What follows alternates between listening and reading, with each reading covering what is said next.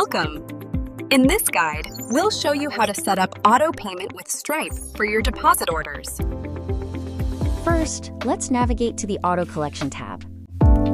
Then click the Stripe configuration option and check if the Stripe plugin is being installed and configured correctly. Then activate the Auto Collection and Test mode. You can choose the payment initiation option and the retry attempts and retry interval on each payment schedule.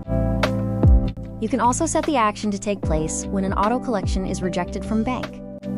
The email notification allows you to send multiple email templates based on each event, such as payment schedule, when payment is success, and payment failure notification.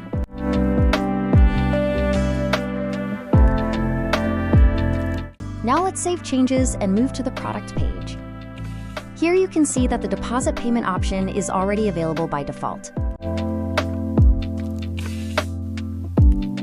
Now let's add this product to the cart for checking how the auto payment is completed.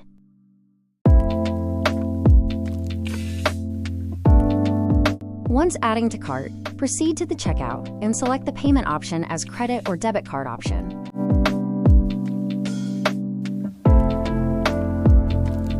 Once selecting the card payment method, you will see a flag displayed that auto payment collection is enabled.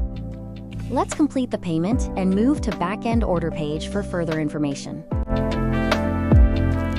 Now on the backend order page, you can see the processed order and its payment details. The payment schedule of each deposit is being displayed on the Strip Payment Status tab. And the scheduled deposit payments will be initiated automatically by the Stripe auto payment based on the due date of each individual suborder created by the deposit plugin. You can also manually initiate the scheduled auto payments one by one or all at once from the Auto Payments Collection tab. Thank you for watching. We hope this video was helpful for you.